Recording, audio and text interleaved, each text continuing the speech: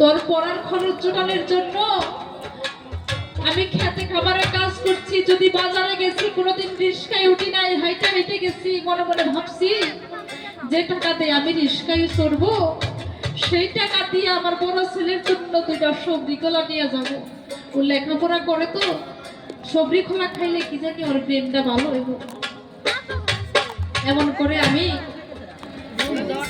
রিস্কায় উঠি না। বাজারে যে যদি কিছু খাইতে মন চাইছে, তবু আমি কিছু খাই না। আজকে সেই বড় ছেলে আমার বিপদের দিনে রাজি না। দেখি ছোট ছেলে কি কয়। এবার ছোট ছেলেকে ডাকতেছে কবিরাজ। ছোট ছেলে, কি তুমি এখানে আসো। আসলো। তাহলে তুমি তোমার বাবার পায়ের কাছে দাঁড়াও, বীর জায়গা তোমার শরীরে দেই, তুমি মরে যাও, তোমার বাবা ভালো হয়ে যাইব। কয় রাখেন কবিরাজ, যাইরেন না। আমিও চাকরি করি তো, আমারও দায়িত্ব বেশি, আমারও যাওয়ান লাগবে। বড় ভাই যে জায়গায় নাই, আমিও এই জায়গায় নাই। বাবা মরে গেছে মাটি দিয়ে, কেউ তো রাজি হলো না। সর্বশেষে তার পরিবার যখন কাঁদতেছে, বলতেছে আমার স্বামী যদি দুনিয়ায় নাই, তাহলে আমিও আর বেঁচে থাকবো না। তো কবিরাজ বলতেছে ঠিক আছে, আপনি তাহলে পায়ের কাছে দাঁড়ান, বীর জায়গা আপনার শরীরে দেয়, আপনি মইরা যান, আপনার স্বামী ভালো হয়ে যাইব। পরিবারে কয় রাখেন কবিরাজ, যাইরেন না। মনে হয় আমার স্বামীরই হায়াত নাই, কারণ আমার যদি স্বামীর যদি হায়াত থাকতো, আমার স্বামী আমার দেওয়ার তো এক জায়গায় ছিল, সাপে কি তালা আমার দেওয়ার কাটতো না। আমার দেওয়ারের হায়াত আছে, কাজে থেকে কাটে নাই। আমার স্বামীর হায়াত নাই, কাটছে, মরে গেছে, মাটি দিয়ে ফেলা। আমি জীবন নিয়ে কয়দিন পাইছি। এই কথা শুনে ওই চাদরের তলের লোকটা কাঁদতে কাঁদতে পাগল হয়ে গেছে। মনে হয় আসমান ভেঙে মস্তকে পড়ে যায়। এত ভালোবাসার স্ত্রী, হাইরে ভালোবাসার স্ত্রী, হাইরে ভালোবাসার পরিবার, এত ভালোবাসতেন আমার যৌবনের সাথী, যার সঙ্গে রক্ত বেচাকিনি করেছি, যার চায়ের সহবাসে আমার 3টা সন্তান। সে আমার সঙ্গে ওয়াদা করেছিল, স্বামী গো, যদি মরি তাহলে যদি একসাথেই মরি, তোমারে ছাড়া আমি বাঁচবো না। আজকে আমার এই বিপদের দিনে আমার এই ঘরের পরিবার রাজি নেই, কেউ রাজি হলো না। কেউ যখন রাজি হলো না, তখন সাপুরা ডেকে ডেকে বলতেছে ভাই আর কি কোনো লোকজন আছে? কেউ তো রাজি হয় না। তখন ওই ছোট ভাইটা ডেকে ডেকে বলতেছে সাপুরা আরেকজন লোক আছে। কে সে? সে হলো আমাকে জনম দুঃখিনী মা। ঠিক আছে, তাহলে মায়ের নিয়ে আসুন দেখি মা কি কয়। সবাই তো রাজি হলো না। মা কোন জায়গায়? কেউ জম্মুরে ভাঙ্গা ঘর আছে, ওই ঘরের মধ্যে বড় ঘরে শুয়ে রয়েছে। কারণ আমাকে ভাই তো মারে বাদ দেয় না, তার ফুলামান চাকরি করে, স্ট্যান্ডার্ড মানুষ তারা। তো মা আমার নিয়ে আসুন কয়, মা আসতে পারে না, জয়ম হয়ে গেছে। ঠিক আছে, তাহলে মারা 2টা মানুষ ধরে ধরে নিয়ে আসুন তো দেখি মা কি কয় এই কথাটা শুনে। ঠিক আছে, এই তো 2জন মানুষ গেল, যায়া দেখে মা কাঁদতে কাঁদতে বালিশ ভিজাইছে। মা গো কাঁদবেন না, আপনার সন্তান ভালো হবে।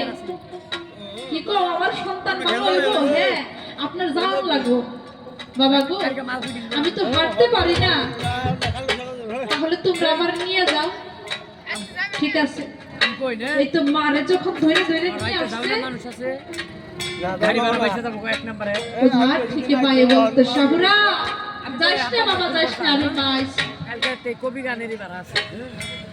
মা যখন আসছে কাছাকাছি যখন নিয়ে গেল, ওই সাপুরা মায়ের জিজ্ঞেস করছে মা আপনার সন্তান ভালো হবে, তাহলে আবার কি করতে লাগবো?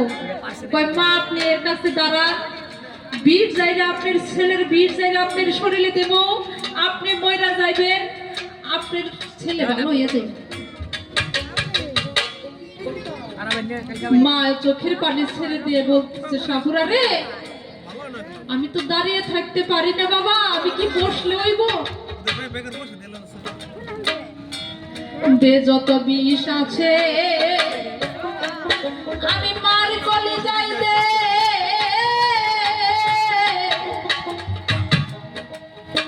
দে যত বিষ আছে আমি মার করে যাই দে, আমি বিষ নিয়ে মরে যাই তবু আমার সন্তান ভালো এই দুনিয়ায় বেঁচে থাকে।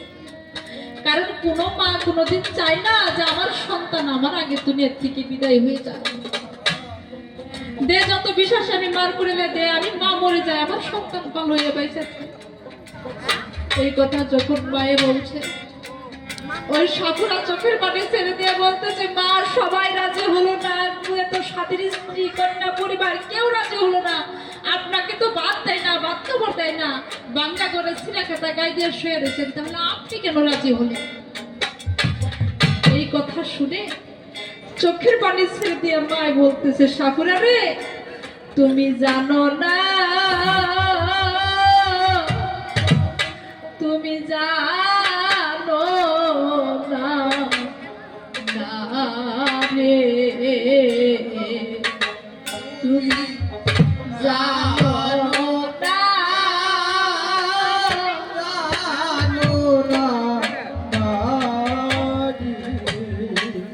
সন্তানের কাছে পাইয়ে ধন সম্পত্তি চাই না রে বাবা, মা ডাকের গালো রে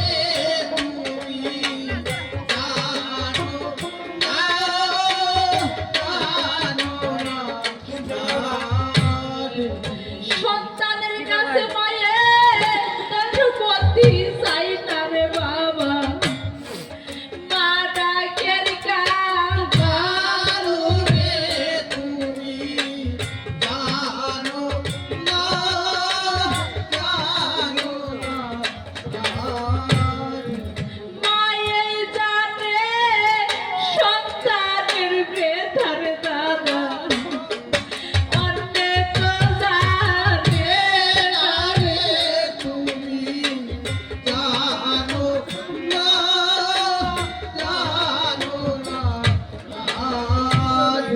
মায়ে জানে সন্তানের দরদ, অন্যে তো জানে না রে তুমি জানো না, জানো না। সন্তান যদি বিদেশে থাকে মায়ে রাস্তায় থাকে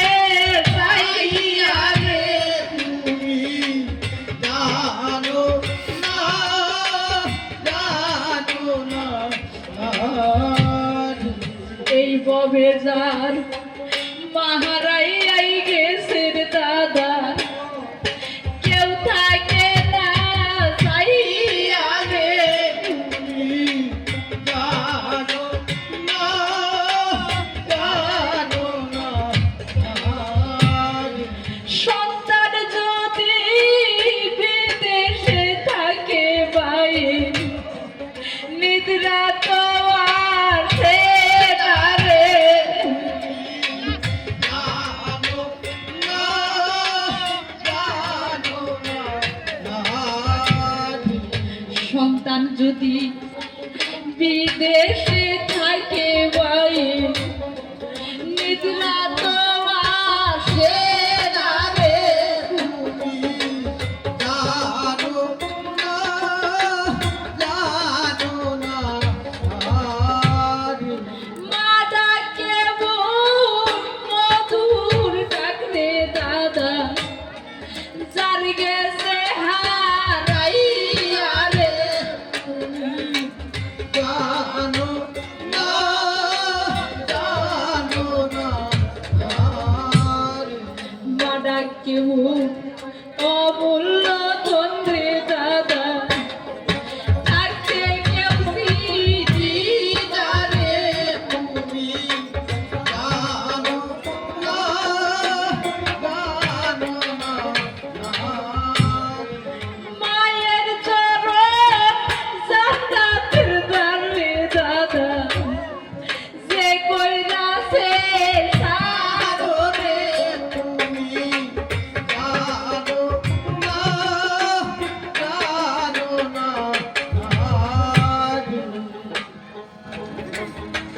সন্তান যদি বিদেশে থাকে, মার বলে নিদ্রা আসে না। সত্য কথা, আমি গান গিয়ে যখন বাসায় যাই,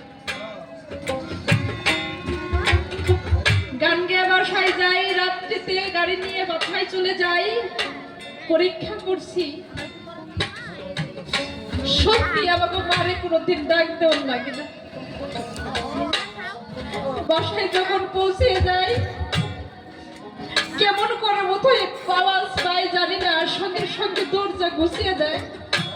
তো একদিন মারা জিজ্ঞাসা করছি, ও মা, পাড়া প্রতিবেশী রাত 2টা বাজে সবাই ঘুমাইছে, তাহলে তুমি কেন ঘুমাও না? মা কয়, ঘুম আসে না, তোমরা বিদেশে গান গাইতে গেছো সেই জন্য ঘুম আসে না। কেন ঘুম আসে না? সবাই ঘুমাইছে। মা কয়, নাজিমা রে, যেদিন তোর সন্তান বিদেশে যাইবে বাবু, বুঝবি তার ঘটনা রে। তুমি জানো না, জানো না, নাজিমা রে, তুই আমার বড় মেয়ে, তুই যখন আমার গর্বের মধ্যে ছিলি, তখন নিয়ে আমি সমাজে ঘোরাঘুরি করছি, কত কাঁচা আঁচড় খাইছি, কত বৃষ্টিতে ভিজছি, তবু তোরে কোনোদিন কষ্ট দেই নাই। সন্তানের কাছে মায়ের ধন সম্পত্তি চাই না গো, মা ডাকের গালো রে। তুমি জানো না, জানো না, জানি না কোন ব্যক্তি জানো 500 টাকা দান করেছে মায়ের লাগিয়া রে। তুমি জানো না, জানো না, এদিকে আমার অনেক মায়ে অনেক টাকা দান করেছে নয়ন জড়াইয়া রে। তুমি জানো না, জানো না, সন্তানের কাছে মায়ের ধন সম্পত্তি চাই। যখন গানে আসি, আমার ছেলে আছে, জিজ্ঞাসা করি, বাবা গো, গানে গাইতেছি, কোনো কিছু খাই না? হ্যাঁ, আমি এই সদাই খাবো, এই বেহাতি খাবো, তুমি নিয়ে আইবা, গাড়ি কিনা নিয়ে আইবা। বোন আছে, বোনের জিজ্ঞাসা করি, আমার নিকে এই নিয়ে আইবা, সেই নিয়ে আইবা বলে, মায়ে বলে। তোমার কাছে যখন যাই, ডেকে ডেকে বলি, মাগো, তোমার কি কিছু খাইতে মন চায়? আমি না গানে যাইতেছি, কিছু খাইবা? কই, না মা, আমি কিছু খাইতে চাই না, কিন্তু আমার জন্য একটা বস্তু আনিস। কি? তোর আসরে কত খাতুনে জান্নাত ফাতেমার মতো মা থাকবো, আবার কত রাসূল প্রেমিক ভক্ত তোর আসরের মধ্যে থাকবো। মারে, তুই এক কাজ করিস, তাদের চরণ ধুলি তুই তোর গায়ের মধ্যে, তোর কাপড়ের মধ্যে করে নিয়ে আসিস, কিছু অঙ্গে মাখিস, আর কিছু আমার জন্য বাইন্ধে নিয়ে আসিস। সেই আমি চরণ ধুলি অঙ্গে মাখাই আমি যাব তন্ন হইয়া রে। তুমি জানো না, জানো না, এদিকে আমার এক মায়ে 20 টাকা দিল তিনি সন্তান বলিয়া রে। তুমি জানো না, জানো না, সন্তানের জন্য মায়ের দান করেছে দেখো নয়ন জড়াইয়া রে। তুমি জানো না, জানো না,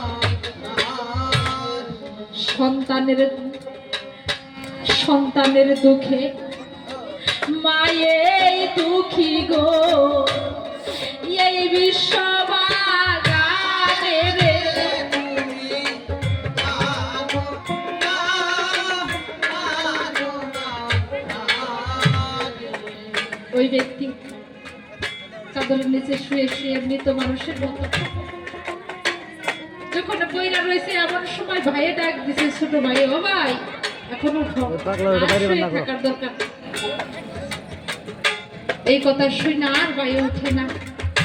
মুখের কাপড় যখন গুছিয়ে দিছে, ওই ব্যক্তি এক নজরে শুধু মার দিকে তাকিয়ে আছে। এই ঘটনা যখন দেখলো, ছেলেরা দেখলো, মেয়ে দেখলো, তার পরিবারে দেখলো, হাই হাই এই ব্যক্তি তো মরে নাই, এনা বেঁচে আছে। সবাই চতুর্থগুলো সবাই গিয়ে ডাকতেছে, আমার দিকে তাকাও, আমার দিকে তাকাও, কারো দিকে তাকায় না, শুধু মার দিকে তাকিয়ে আছে। মা গো, তোমারে আমি কত কষ্ট দিছি এই বিশ্ব বাগানে, মা গো কলি যাই মানে না রে।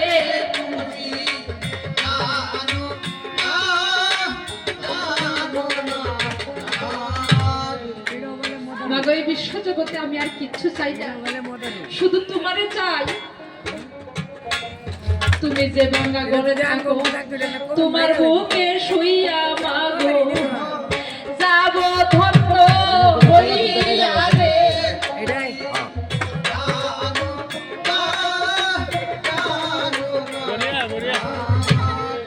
কারণ মায়ের বুকে শুইয়া থাকলে রে দাদা বেস্তের বাতাস লাগে রে।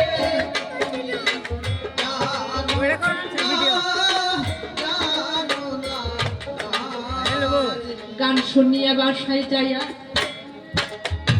মায়ের খেদমত কইরো দাদা, মন প্রাণ দিয়া রে।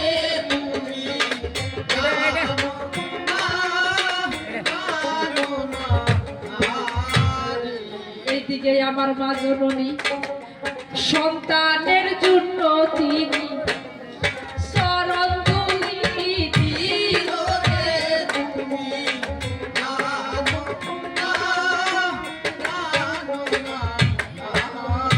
সন্তানের জন্য 20 টাকা দান করেছে, নয়ন জলাইয়া রে।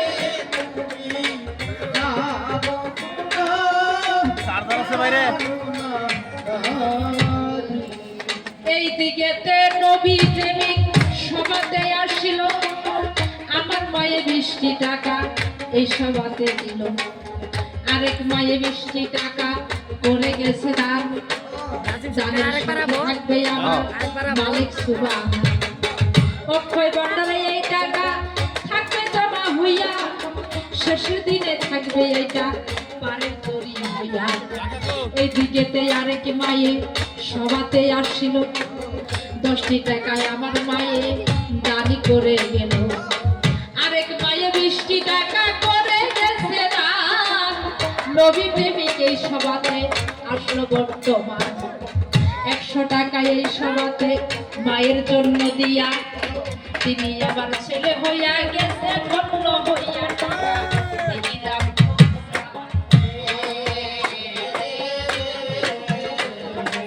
এইদিকেতে নবী প্রেমিক ভাবে বোঝা যায়, 50 টাকা দান করেছে এইটাই সবাই। তোমার দানে আমি বাবা বেশি ধন্য হইয়া, অনেক সম্মান দিছে নামাই সভাতে দাঁড়াইয়া। অনেক টাকা এই সভাতে গেছে দান করিয়া, দানের সাক্ষী থাকবে আমার আল্লাহ সাইকি বিরিয়া। এই দিকেতে রাসূল প্রেমিক 20 টাকা দিল, এই টাকা নবীর চরণে জমা রয়ে গেল। তোমার মায়ের চরণে টাকা দিলাম জমা দিয়া, এই যে শেষের দিনে থাকবে এইটা পারের তরি হইয়া। টাকা দিলাম পৌঁছাইয়া। এই যে বেশ তো দাদা ধন্য আমি, ধন্য হয়ে যাই। অনেক টাকা দিছে আমায় এইটাই সময়, এই পর্যন্ত করে খন্ড বলবো না, এই যে ছেড়ে দিয়ে যাবই আমার কাব্যই আলোচনা। যে কয়েকটি প্রশ্ন তোমায় করছি জিজ্ঞাসন, যে সত্য কথা বলবে কিন্তু বলবে মূল কারণ।